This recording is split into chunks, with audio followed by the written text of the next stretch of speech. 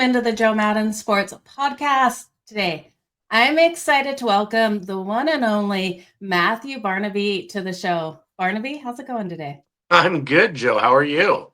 I'm super excited to have you here. I can't wait to jump into your career.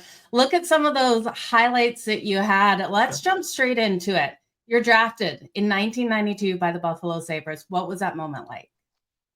Pretty surreal, to be honest. 2 years earlier than that, I was just fighting to make a junior hockey club, and 2 years before that, I was cut from Double A hockey in midget and Bantam hockey 2 years in a row. So to have the opportunity to pull a jersey on, something that any Canadian kid and every Canadian kid pretty well dreamt of, being a little boy playing in the driveway or just playing Timbits hockey and growing up is what we always wanted to do. So to have the opportunity to do that, it probably is the highlight of my career. And it's funny because I wasn't even an NHL player yet, but just seeing the joy in my family and the culmination of so many years' work and effort, heartbreak come to fruition was pretty cool.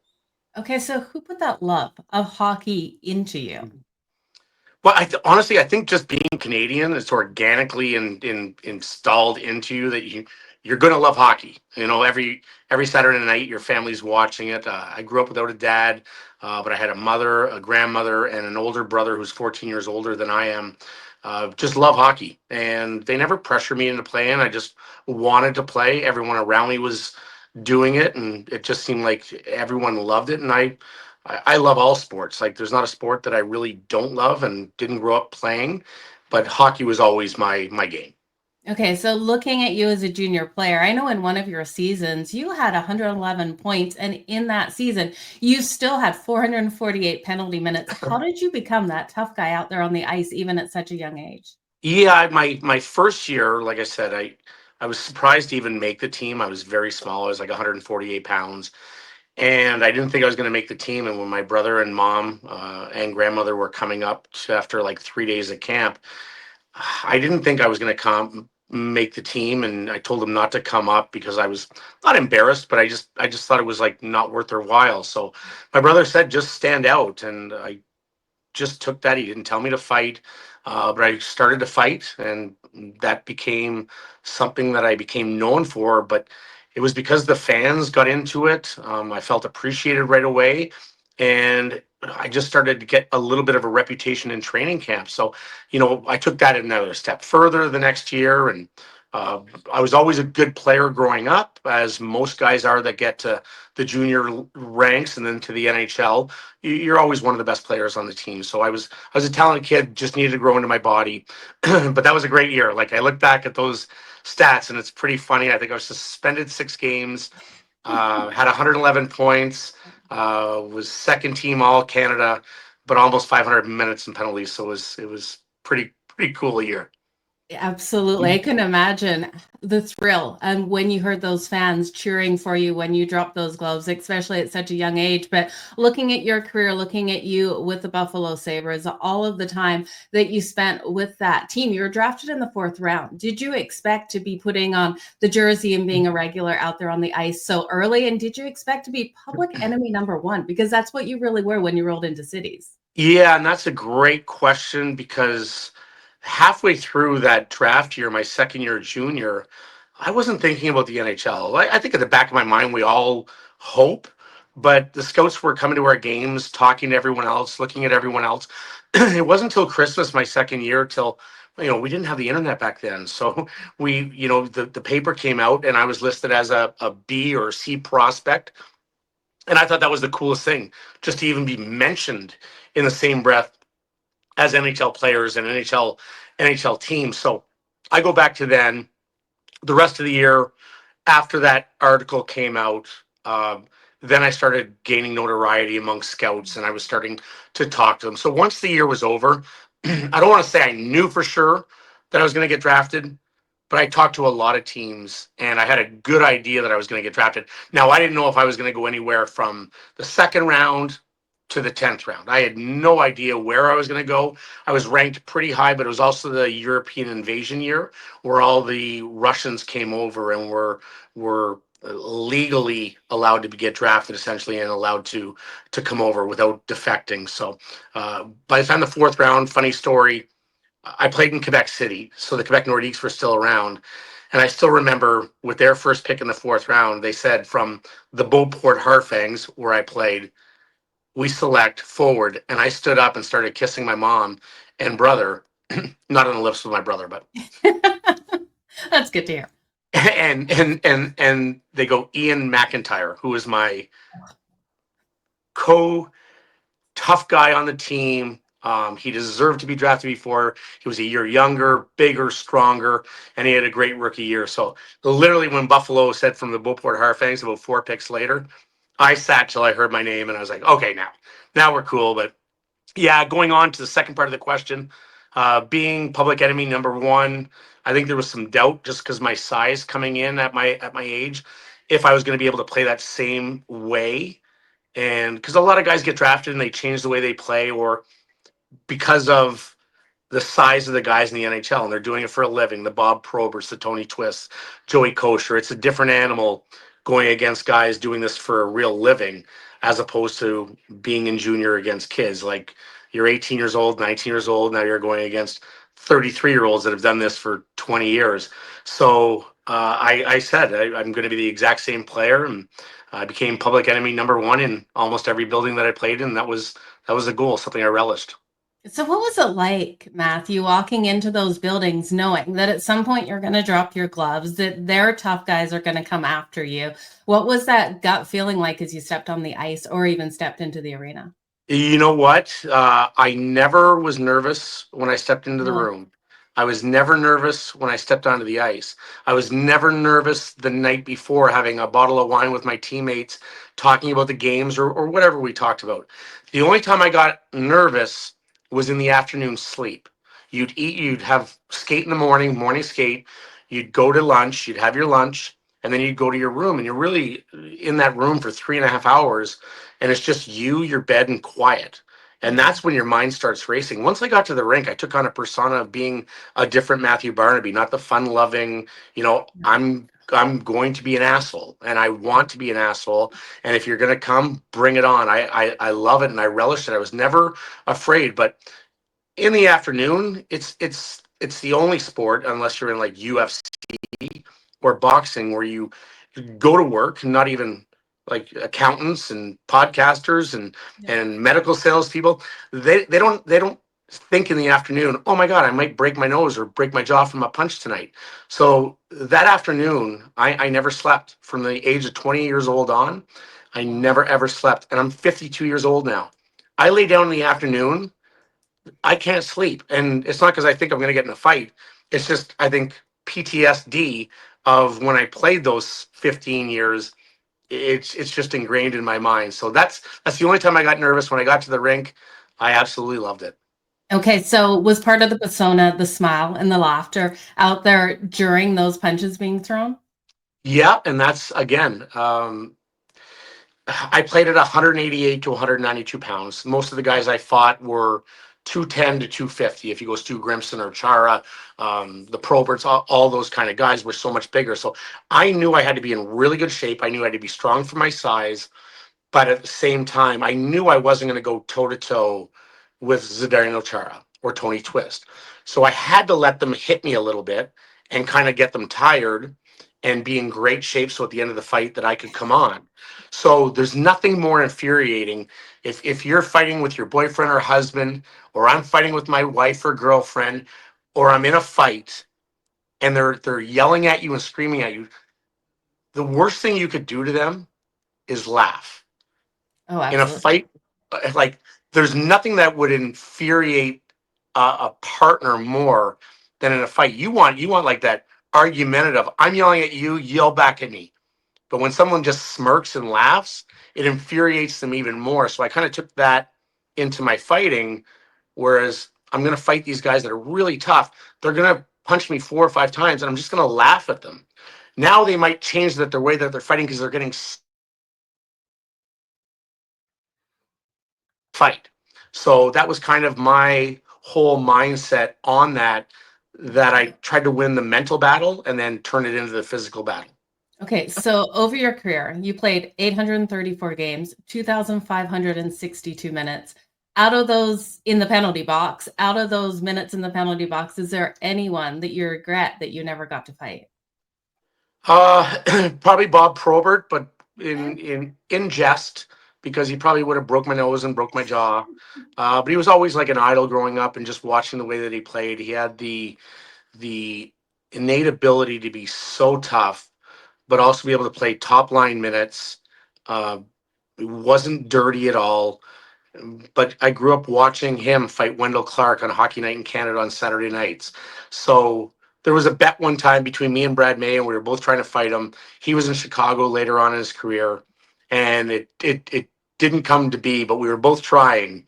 And yeah, it was he's a guy that I would love to have on that scorecard.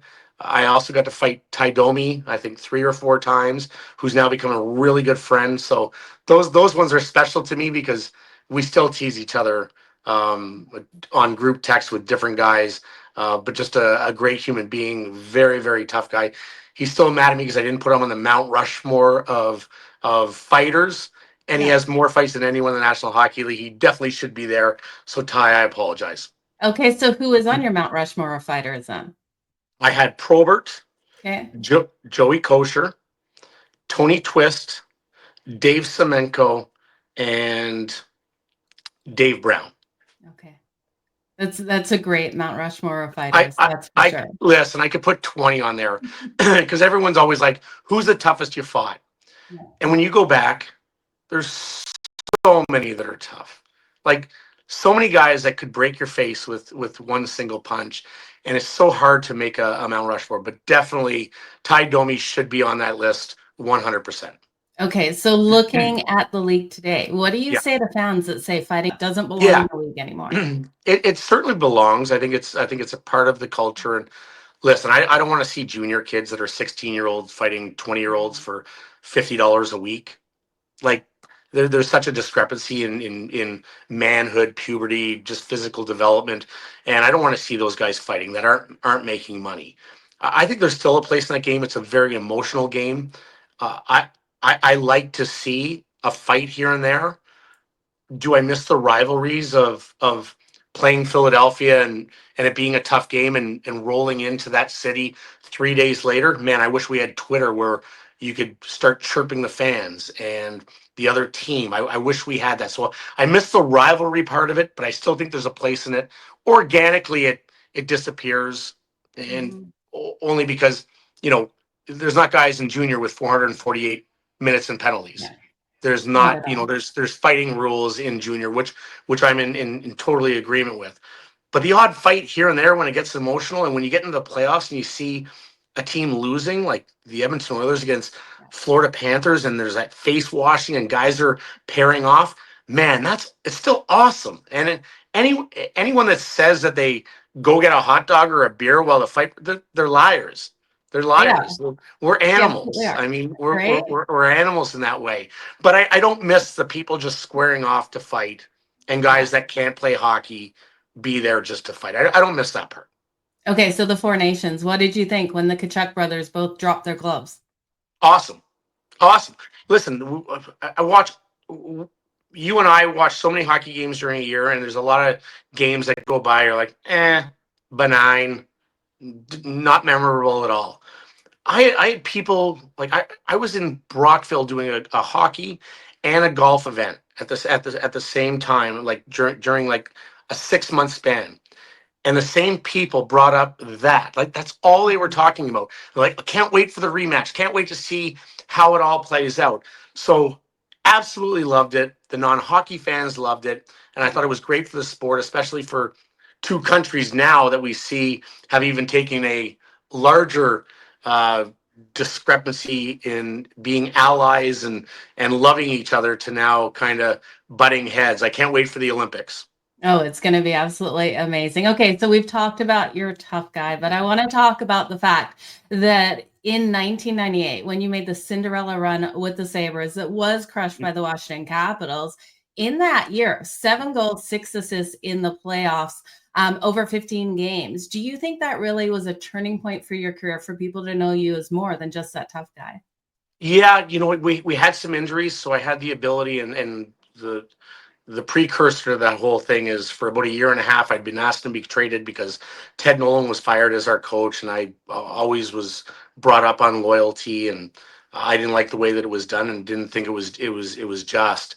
So I'd been asking for a trade, and then playoffs came, and I stuck with the team. They stuck with me, and just a great run. And when you're put in opportunities, you don't get many opportunities, and then you have the chance to either take the bull by the horns and make something of it, or you don't. And as long as you get that opportunity, and you hopefully get a chance to get that opportunity, then you have to take advantage. And I was put in a great spot, play with great line mates. I was given power play time, and it was pretty cool though, because you know my my son was just born on May 2nd. I had my first hat trick in the NHL against my childhood team in the Montreal Canadiens.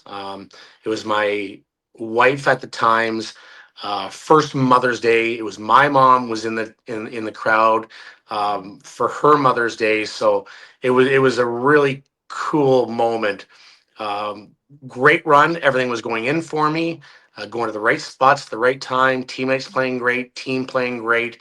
And yeah, it was weird thing when you open up the paper back then, and you look at the top scorers in the playoffs, and it's like Steve Yzerman, Fedorov, Peter Bondra, Matthew Barnaby.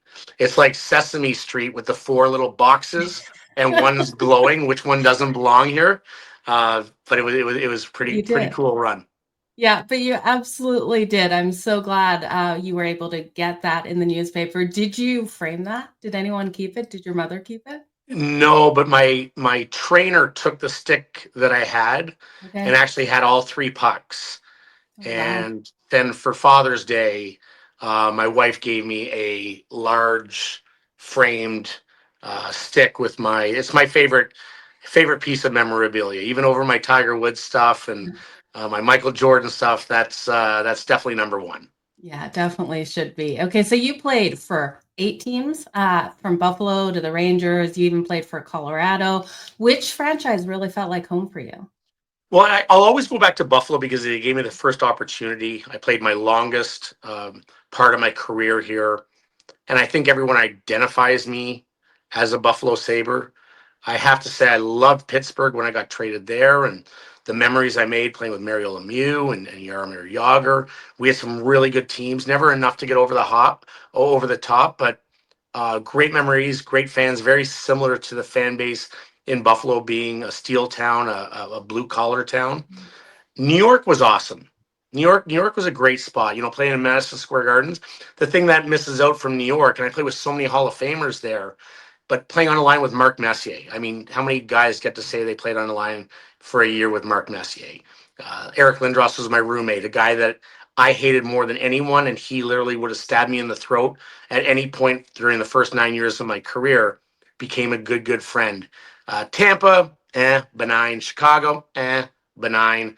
Colorado, if I would have been there a longer amount of time, probably the best dressing room I was ever a part of. Joe Sakic, Peter Forsberg, Rob Blake, Timo Solani, Paul Kariya. I mean, the list goes on and on and on. So if I would have played there longer than just a playoff run, that probably would have been the spot, because great fans, great city, and amazing organization. And Pierre Lacroix, Tony Granato was our coach, Rick Tocchet, our assistant. So just so many great memories for there. I just didn't play there long enough. So who are you rooting for now for this upcoming season? Hey, I'm like you. I only love the team Yeah. that covers my bet. Okay. That's Okay. I'm that's it. glad. I'm glad we're on the same page with that, because That's it. I'm here in Calgary, so I am a Yeah. Flames fan. Yeah. But at the end of the day, if the Flames are playing, the Rangers, and I think the Rangers are winning, my money's Yeah. on the Rangers. My heart's Yeah. with the Rangers for that The night. So the only team I really don't bet against yeah. is the New York Jets. Okay. That's really the only team I don't bet against, and I should. I'd make a shitload of money You if I would, bet against them. And especially with the upcoming my season. My biggest bet this year is them over 5.5 wins. It's only five and Oh, a half. okay. And We I'm at my get 6 buddy's house wins in out of Buffalo. them. They play the Bills twice. Come on, Josh Allen's going down this year. Josh Allen's going down. I love that. That's a bold prediction right there. Let's jump back to the Sabres for this upcoming year. I know that's where you were drafted. They feel like home to you. What is your advice for those players like Tage Thompson, Owen Power to overcome their playoff drought?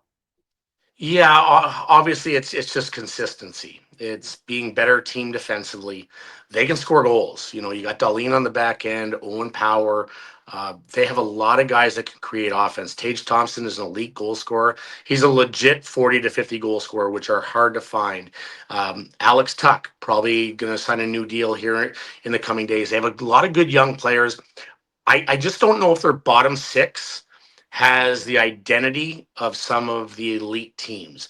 They have the scoring. I don't see an identity from a bottom six, which I like to see. And I just think they're overall a soft team. And that has to be addressed. And it hasn't been addressed by Kevin Adams. And is goaltending going to be good enough? It's been 14 years without the playoffs, and I don't even know if I'm allowed in the building anymore because I've been so critical over the last 14 years, or critical or honest. I'm not sure which one. I guess it depends on who you speak with. But you need goaltending. They haven't had that consistently. They are soft defensively, and they don't have that identity in the bottom six, which I'd like to see them have, and hopefully they can overcome that. There's nothing more than I'd love to see fans of Buffalo have two teams, because the Bills have been great for 5 years now, and Buffalo 14 years. It's hard.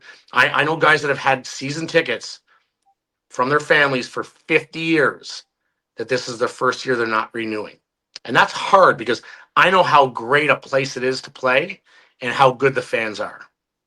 Oh, absolutely. I really hope they can have a turnaround season. It would be great to see them make the playoffs this year. But you're right. Some improvements definitely need to happen there. And anyone that doesn't like your takes probably just doesn't like honesty. But you are known for those bold predictions. You're saying it with the Jets on the football field. What do you think this year out there on the ice? Any bold predictions for us for any of these teams? Which team, sorry? Any of them. Anyone you think is going to have a chance? I, I I think Ottawa. Obviously, they made the playoffs last year, but I think they're better this year. I think another year of just growing as a team. I love Claude Giroux coming back and wanting to stick it out. Listen, I think Montreal in the East has the best chance to take that next step. Um, Demidov could be rookie of the year this year. I just think they're a really solid team. I think when you look at the additions of Noah Dobson, even though it's a crap ton of money that they gave him, in 5 years, that deal's not going to look that bad with the salary going up for the next 3-4 years automatically. So Montreal would probably be the team that I'd look at taking that next step. New York Rangers, they got to figure it out. They're too good a team. They have too good a goaltender not to be in the mix and be. I don't know if they're a contender. I'm sticking with the same teams that are contenders, and that's the thing is when you make predictions, who's going to take that next jump? We have to take teams out of the playoffs, and Florida's still the best team in the National Hockey League. Colorado's still great, even though they got knocked out early last year. Dallas is going to be great again. So there's so many teams that didn't get worse, and the best team in the next 5 years going forward is still the Florida Panthers. It's not often do you win 2 Stanley Cups in a row, acquire players like Seth Jones, Brad Marchand, Kachuk, and Bennett, and they all re-sign. Obviously, a little unfair playing field there, but they also took less to be there. So people are talking about the Toronto Maple Leafs. Did they get better? No, you lost Mitch Martin. Now they're still a good team, and we saw great things out of Anthony Stolarz last year. Toronto's still going to be a really, really good team. Are they good enough to get over the hump? I don't know. I'm not convinced. Give me the Florida Panthers. Give me Colorado Avalanche or the Dallas Stars. Carolina's really good in the East. So it's hard to make that next jump because none of these teams are acquiring superstars or guys they got to do it by committee. You need good goaltending, and none of those teams, if we talk about Detroit and Buffalo, they're not selling me that they're going to take that next step. What do you think of players like Austin Matthews that have struggled in the playoffs for the Toronto Maple Leafs? Do you think that's a mental thing, or do you think that's a team as a whole? I say it's a team as a whole because I don't think I think for various reasons. I think star players are just uber confident and uber narcissistic in the way that they approach the game. They feel like they're the best. They wake up. They think they're the most beautiful in the world. The mirror is their friend, and they really truly believe that they they are the best out there. So I don't think it's a mental thing. Now, subconsciously, everyone doubts themselves at some point when things aren't going right. But I think it's I just think I think it's a team thing. I think this was the best year that they had. I think this is the best team that I've seen out of Toronto in the last decade that's had so much promise. And they were right there. They could have knocked off the Florida Panthers. Unfortunately, great teams know how to win. And they don't get consumed by the moment, the pressure. And listen, that could have been Toronto series. And we never know what happens if they go beyond that. So they're close. They're really close. Now you lose a 100-point guy like Mitch Marner. What effect is that going to have? Matthew Nyes is going to take that next step forward, with this team. I like the Toronto Maple Leafs. They're going to win their division. I can almost promise they're going to win their division, but it doesn't matter anymore because it's like the Buffalo Bills. We know they're going to win their division. Little dig because he's overhearing me now, but I know. we know the Buffalo Bills are going to win their division. We know Toronto's going to win their division. It doesn't matter because it's all about the playoffs, and nothing else matters to those teams. Absolutely. Okay, so let's talk about post-hockey career. You've written about your life after hockey in your book, Unfiltered. What was the hardest part, Matthew, about retiring and rebuilding your sense of purpose as a father and a speaker? Yeah, listen, being a father is my greatest thing, and I love my kids. My son's a hockey player in France. My daughter's a flight attendant out of Tampa Bay. Just trying to be a good dad because I didn't have that father growing up, and I know how important it is. And we all make mistakes. It's just being honest and truthful and acknowledging that we all make mistakes, and that's just a part of life. They're going to make mistakes. I'm going to make more mistakes, but just try to learn from your mistakes when you do it. As for purpose, I love talking. I love the media. I love being opinionated. Uh, could never work for a network that I couldn't be completely honest and organically myself. I couldn't work for a team like the Buffalo Sabres, like my buddy Rob Ray does. I respect the job that he does, and he's very good at what he does. But 14 years, no playoffs, I'd be losing my mind and I'd be fired within 2 seconds. So I think that's the podcast world and where I fit in and where I go has been great for me. It gives me the ability to travel and still work, stay involved in the game and stay involved in the betting side of it, which I absolutely love. I'm a big poker player, love betting, love gambling on football and hockey and everything in between. But I love the ability to be able to go to France if I want to see my son and go to Tampa Bay or come to Buffalo like I am here to see my daughter. So I think that's been really, really good for me. And then besides that, just doing a lot of charity events. I go to Calgary, Edmonton, Vancouver for Alzheimer's. I get to do Heart and Stroke Foundation events and kind of stay involved with the hockey side of it and seeing younger players that retire do these events, reminisce about our playing days with guys that I might have played with or played against. And that's the funny part. Guys like Stu Grimson, I do events with, like we hated each other. Like just the nasty shit that I've said to Stu Grimson and other tough guys or other players over the years. And then you roll in and I'll get a text from like Stu Grimson, nicknamed the Grim Reaper, and I'll be at an airport. I'll look at my phone and be like, Stu Grimson.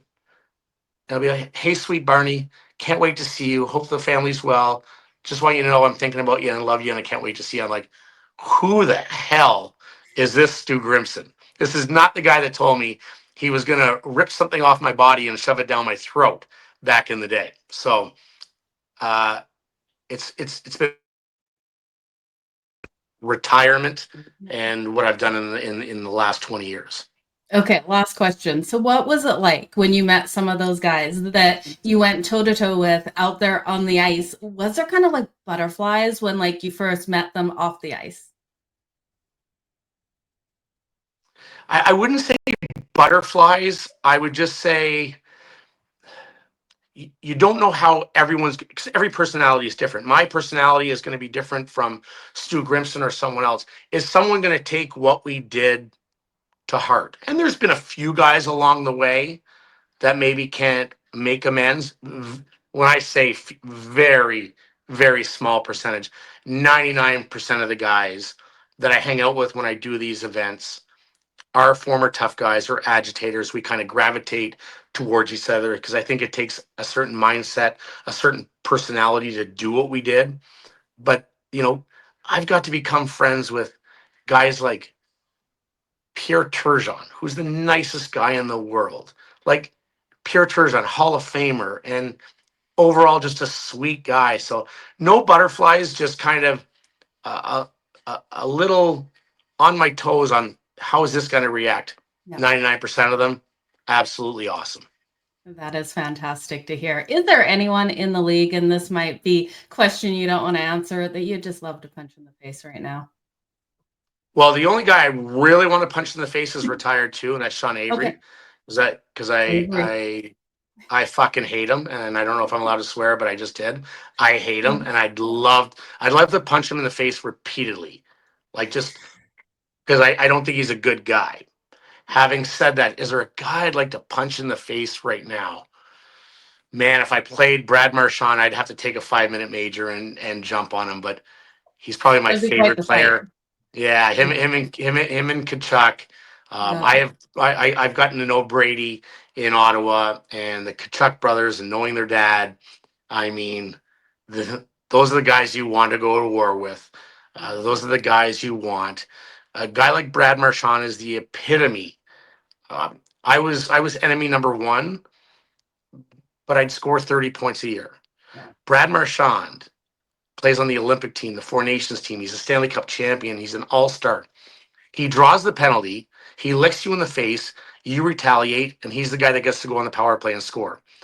There's no other guy that you would want to do what he does because he does it. He infuriates you, but he's also the best player or one of the best players on the other team. That's pretty high praise. Lots of people can't stand him because of that lick that he did. I can't remember who he licked and when he licked them, but a lot of people just can't stand him because of that. I think it was a great power move. What about you? It's a great power move. I'm a germaphobe. That's not where I'm licking. I can tell you that. No chance am I licking a sweaty dude during a hockey game. I know where that hockey equipment is, and no, definitely not doing that. But definitely a power move if you can pull it off. Oh, absolutely. Matthew, it's been a pleasure to have you here today. Do you want to promote any of your charities or anything else that you've got going on?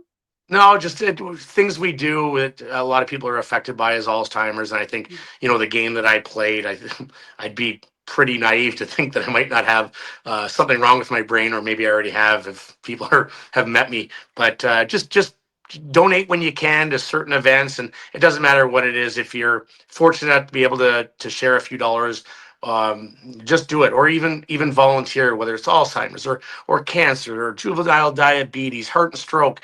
If you're able to donate time or money to any of these worthwhile charities, everyone's affected by something. So it's so important. It absolutely is. And where can everyone find you today? I'm in Buffalo, Matt Barnaby 3636 on Twitter, at Matt Barnaby 3636 on Instagram, and just hopefully staying out of trouble because I like to have fun. Keep staying out of trouble. Everyone, thank you so much for joining us today on the Jo Madden Sports Podcast with Matthew Barnaby.